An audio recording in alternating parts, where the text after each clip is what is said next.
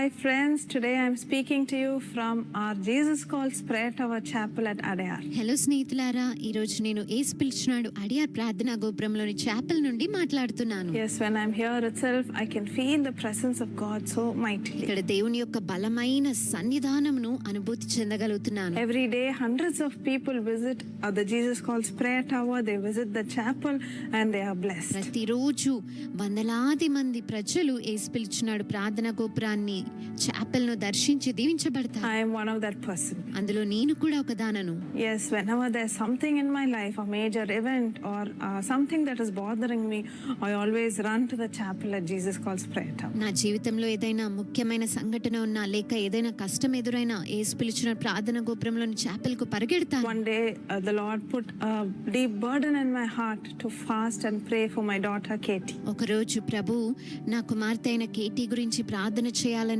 భారం నా హృదయంలో ఉంచి ఉన్నారు. That happened when she was 2 or 3 years old. తను 2 లేక 3 సంవత్సరాల వయసులో ఉన్నప్పుడు జరిగింది. I didn't know why the Lord told me this, but I had this burden, so I fasted and I prayed. ప్రభు నాకు ఎందుకు అలా చెప్పారో తెలియదు, కానీ నేను ఉపవాసం ఉండి తన కొరకు ప్రార్థించాను. And every day I used to fast, and evening 5 o'clock I used to visit the chapel, pray there and break the fast. ప్రతిరోజు ఉపవాసం ఉండి సాయంకాలం 5 గంటలకు చాపెల్లో ప్రార్థించిన తర్వాతే ఆహారమును తీసుకునేదాన్ని. And God used to speak so clearly to me. ప్రభు నాతో ఎంతో స్పష్టముగా మాట్లాడేవారు. But even then I never understood why. ఇప్పుడు కూడా ఇదంతా ఎందుకు అనేది నాకు అర్థమయ్యేది కాదు. After a few months only we realized that Katie's one of her friends was affected by a deadly disease. ఆ కొన్ని నెలల తర్వాత మాత్రమే కేటీ యొక్క స్నేహితురాలు ఒక భయంకరమైన వ్యాధితో బాధపడుతుందని మాకు తెలిసింది. And Katie was so close to her, she also would have become sick. KT తన పక్కనే ఉంటూ ఉండేది కాబట్టి తనకు కూడా అనారోగ్యం పాలై ఉండేదేమో. But I believe that because the Lord made me to fast and pray, and because I prayed in the chapel, the Lord heard my prayers. కానీ ప్రభు నన్ను ప్రార్థింపజేసి ఉపవాసంతో చాపెల్లో ప్రార్థించేదానని కాబట్టి ప్రభు నా ప్రార్థనలు విని ఉన్నాడు. Yes, today you might be heartbroken when praying for your children. ఈ రోజు మీరు హృదయం విరిగిన స్థితిలో ఉంటూ మీ బిడ్డల కొరకు ప్రార్థిస్తూ ఉన్నారేమో. You might be so worried that they are living so far away from you. దూరంగా ఉన్నటువంటి మీ బిడ్డల గురించి ఆలోచిస్తూ చింతిస్తున్నారేమో. The Lord says in John 16:24. యోహాను సువార్త 16:24లో ప్రభు అంటూ ఉన్నారు కదా, Ask and you will receive, and your joy will be complete. మీ సంతోషము పరిపూర్ణమగునట్లు అడుగుడి మీకు దొరుకును. Yes, let's ask the Lord today to bless our children. అవును, ఈ రోజు ప్రభు మన బిడ్డలను దీవించాలని ప్రభువుని అడుగుదాము. Ask him to bless your business. మీ వ్యాపారమును దీవించమని ప్రభువుని అడగండి. Ask him to bless your family. మీ కుటుంబాన్ని దీవించమని ప్రభువుని అడగండి. The Lord loves you so much, he is waiting to bless you. ప్రభు మిమ్మల్ని ఎంతగానో ప్రేమిస్తూ మిమ్మల్ని ఆశీర్వదించడానికై ఆయన వేచి ఉన్నాడు.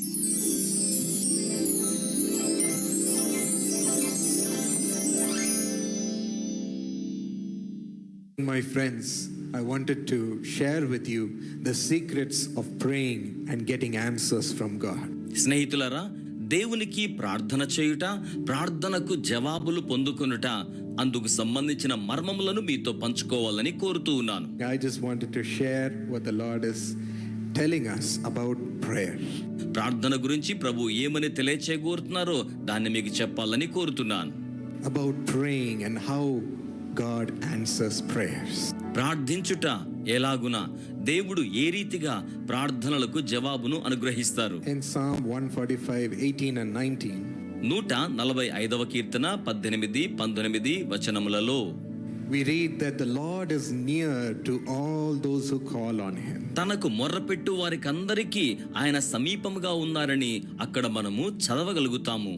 To those who call on him in truth. తనకు నిజముగా మొర్రపెట్టు వారికందరికీ The Lord is near when we call on him. మనము ఆయనను పిలిచినప్పుడు ఆయన మనకు సమీపముగా ఉండు దేవుడై ఉన్నారు. He becomes so near to us. ఆయన మనకు అత్యంత సమీపస్తునిగా ఉంటారు. In Jeremiah 29:13, the Bible says, ఇర్మీయా గ్రంథము 29:13 బైబిల్ ఏం చెప్తుందంటే, you will seek me and find me.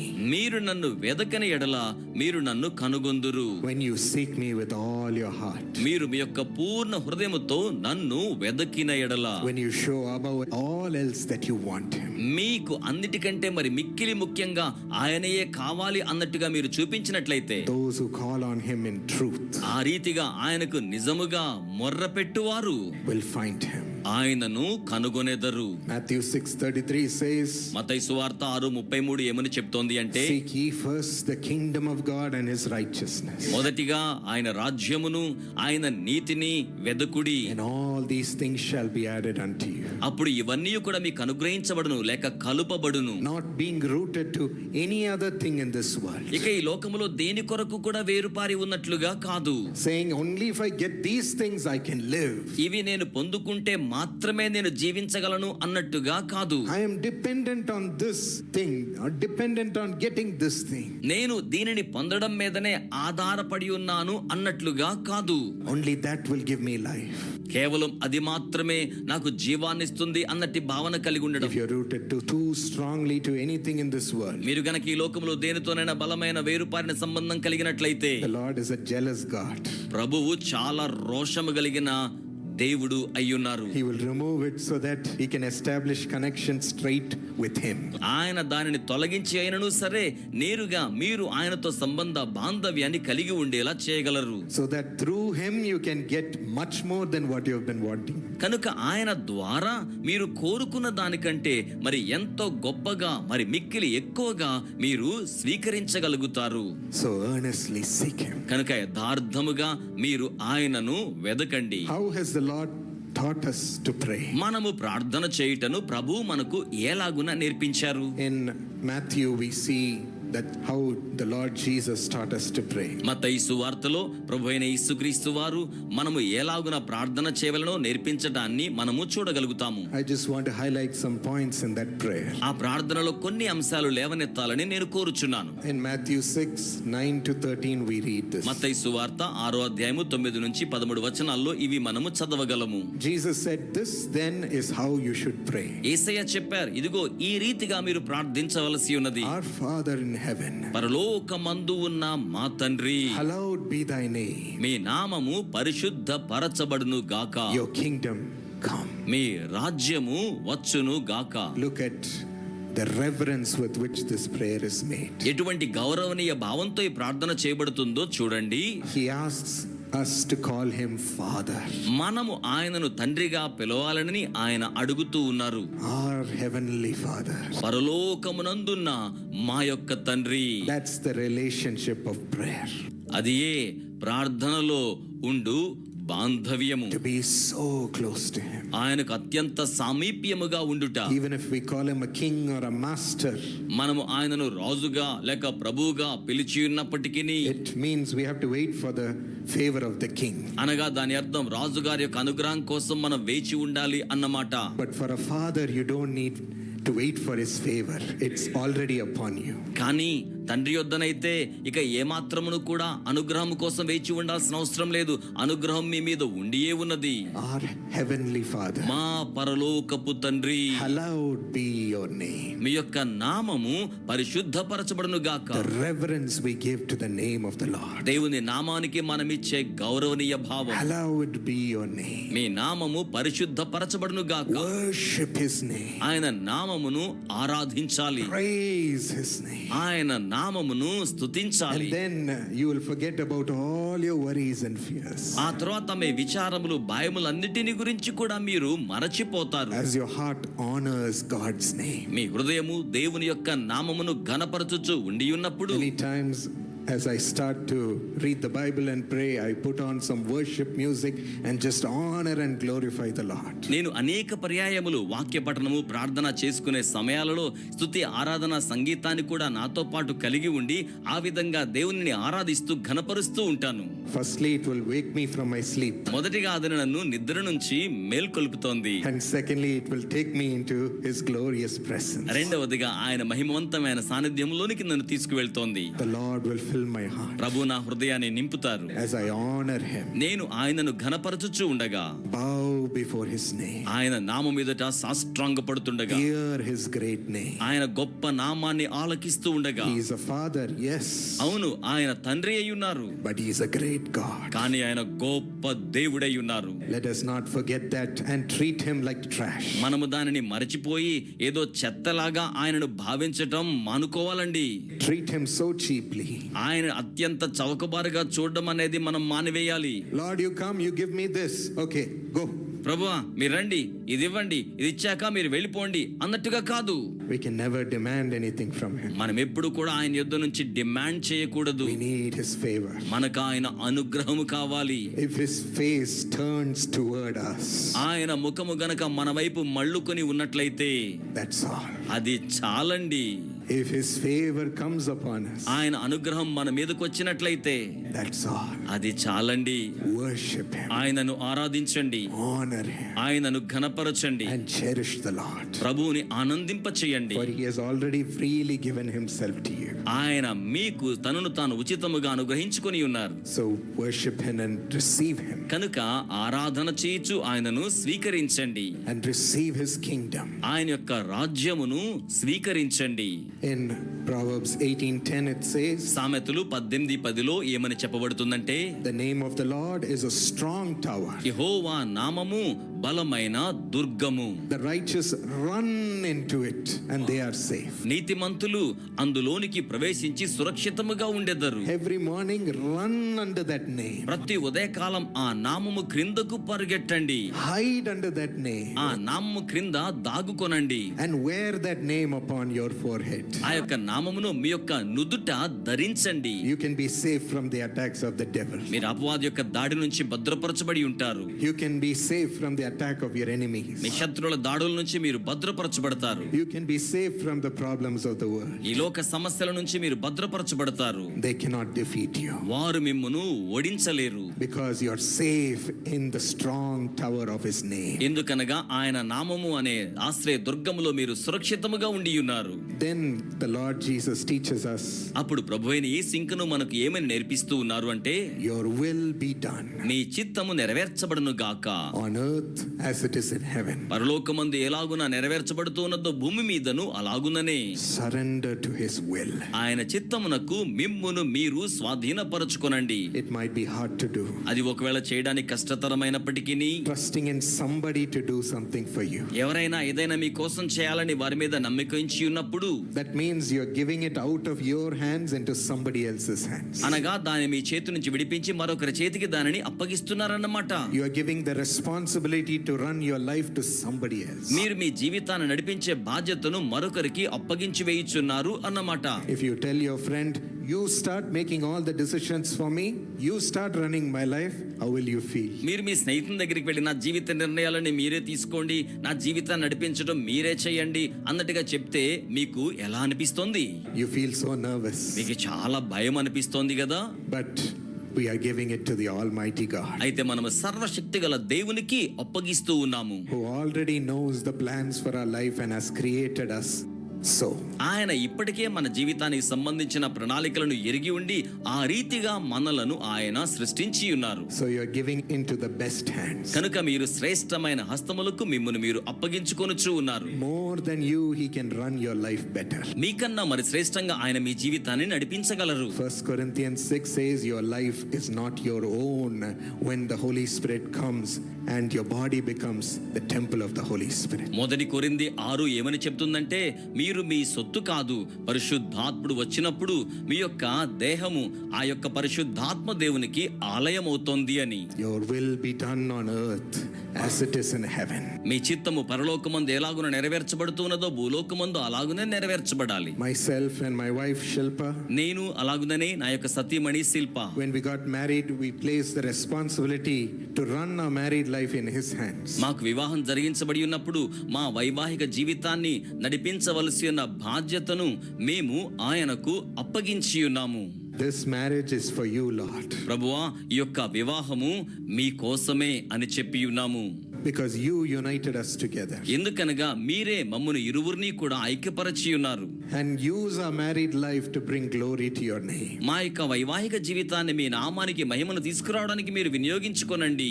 Because I am from a ministry background, ఎందుకనగా నేనేమో సేవా పరిచర్యలో నుంచి వచ్చి ఉన్నాను, she is from a medical background. ఆమె వైద్య రంగములో నుంచి వచ్చి ఉన్నారు. I will run in this direction, she will run in that direction. నేను ఈ దశలో వెళ్తుంటాను, ఆమె మరొక దశలో అన్నట్టుగా వెళ్తుంటారు. Both are very hard to go in the same way. రెండు కూడా ఒకే విధంగా వెళ్ళడం అనేది చాలా కష్టతరమైనదిగా ఉంటుంది. We will not be able to be together. ఇరువురుము కలిసినట్టుగా ఉండలేకపోవచ్చును.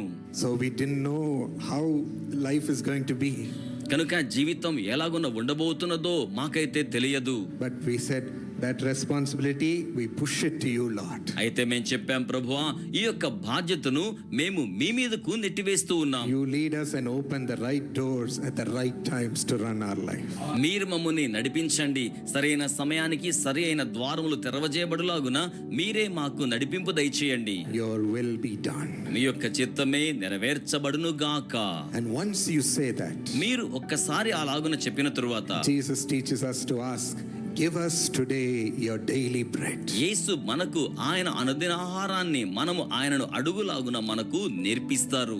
After surrendering to the will of God, మనము దేవుని యొక్క చిత్తమునకు మనము సమర్పించుకొని ఉన్న తరువాత ask for your daily needs to Him. మీరు ప్రతిదిన అవసరతల కోసమై ఆయనను అడగండి.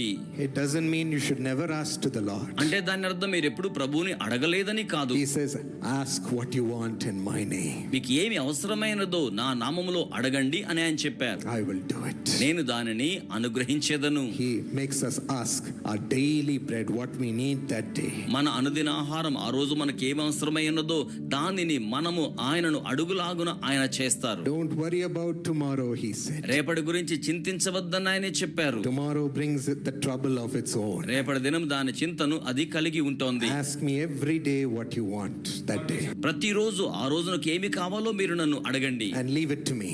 దానిని నాకు విడిచిపెట్టండి. Don't worry after that. ఆ తరువాత మీరు ఏమాత్రము చింతించకండి. What is needed for you that day will be given. ఆ రోజున మీకు ఏది అవసరమో అది మీకు ఇవ్వబడుతోంది. It will be granted. అది మీకు అనుగ్రహించబడుతోంది. And it will come at the right time. అది సరి అయిన సమయములో మీ యొద్దకు వచ్చేస్తుంది. Something might come that day. ఒకటి ఏదైనా ఆ రోజుననే రావచ్చును. Something will come 25 days later. మరొకటి 25 రోజుల తరువాత రావచ్చును. Something might come 50 years later. కొన్ని 50 సంవత్సరముల తరువాత రావచ్చును. But it will be the right thing. కానీ అది సరైనది అయి ఉంటుంది. And it will be the right time. అది సరైన సమయములో వచ్చి ఉంటుంది. But in the meantime, కానీ ఈ మధ్య కాలంలో your heart will be so glad మీ హృదయం ఎంతగానో ఆనందిస్తుంది. because you have given it into the hands of God. ఎందుకనగా మీరు దానిని దేవుని హస్తములకు అప్పగించి ఉన్నారు. And you know that He has said yes.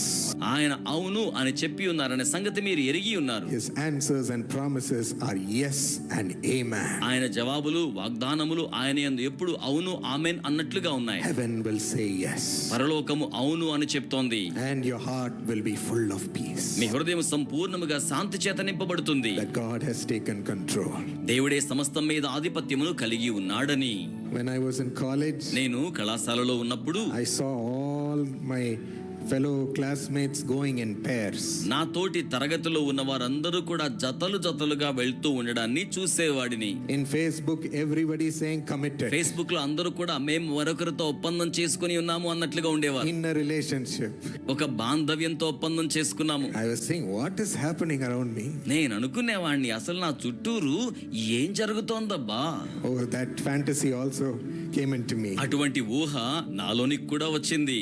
I asked, Lord, should I also have a pair? నేను అడిగాను, ప్రభువా నేను కూడా ఎవరినైనా జతగా ఆ రీతిగా కలిగి ఉండవచ్చా? Give me a girl also. నాకు కూడా ఒక అమ్మాయిని అనుగ్రహించండి. Otherwise, I'll be left out. లేకపోతే నేను ఒక్కడే మిగిలిపోతాను. I should be a cool person in their eyes, no? నేను కూడా వారి కళ్ళలో మరి చల్లగా కనబడాలి కదా. Not because I wanted somebody. నాకెవరో అవసరమైనందుకు అన్నట్టుగా కాదు. This is how silly our prayers are. ఈ రీతిగానే మన ప్రార్థనలు చాలా చిలిపిగా అనిపిస్తాయి. We ask because everybody else is doing it. అందరూ చేస్తున్నారు గనుక అందును బట్టి మనము దానిని అడుగుతూ ఉంటాము. We ask because we want to be cool. మనము చల్లగా ఉండాలనే కోరికతో అడుగుతూ ఉంటాము. We want to be famous. మనం ప్రఖ్యాతిని పొందాలి అని. Silly prayers. చిలిపి ప్రార్థనలు. That's why the Lord doesn't grant it everything we ask immediately. అందుచేతనే మనం అడిగే వాటన్నిటిని కూడా ప్రభు వెనువెంటనే మనకు అనుగ్రహించరు. His will be done. ఆయన చిత్తము నెరవేర్చబడుతోంది. So when I asked the Lord, He said no.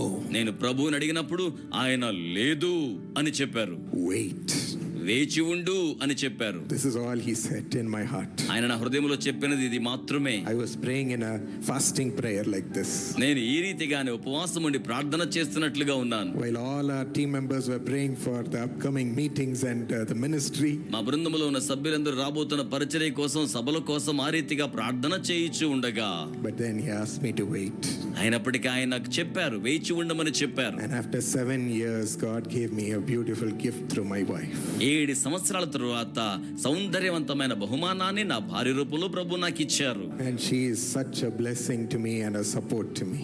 ఆమె నాకు ఎంతో ఆశీర్వాదకరంగా ఉన్నారు, సహకారిగా ఉండి ఉన్నారు. Today God has blessed us with 2 godly children ఈ రోజున దేవుడు మాకు 2 దైవికమైన బిడ్డలను అనుగ్రహించి ఉన్నారు. who obey and have love for God and love for people. వారు దేవునికి విధేయులయ్యేవారు, దేవుని ఎడల ప్రేమను కలిగి ఉన్నవారు, ప్రజల కోసం ప్రేమ గలవారు. He gives us the best in His time. ఆయన తగిన సమయమందు తన సమయమందు శ్రేష్టమైనది అనుగ్రహిస్తారు. He will give you the answer of your daily bread. ఆయన మీ అనుదిన ఆహారం కోసం ఆయన ప్రార్థనకు జవాబు అనుగ్రహిస్తారు. Seek Him in truth. సత్యముగా ఆయనను మీరు వెదకండి, Seek Him earnestly, యథార్థముగా మీరు ఆయనను వెదకండి, and He will draw near to you and answer you. ఆయన మీకు అత్యంత సమీపస్థుడై మీకు జవాబును అనుగ్రహిస్తారు. Shall we right now ask for a prayerful spirit to connect with God every day? మనం ఇప్పుడే ప్రతిరోజు కూడా దేవునితో అనుసంధానం కావడం కోసమై ప్రార్థన ఆత్మ కొరకై ఆయనను అడుగుదామా? Ask for the gift of having God connected with you in prayer. దేవుడు ప్రార్థనలో మీతో అనుసంధానమై ఉంచబడే ఆ యొక్క వరము కొరకై ఆయనను అడగండి. Our heart might think other things are the easy option. మన హృదయం మిగిలిన కార్యాలు చాలా సులువు కదా అన్నట్టుగా భావించవచ్చు. We don't need Him every day. మనకు ప్రతిరోజు ఆయన అక్కరలేదు అన్నట్టుగా. But let's ask God for a new heart today.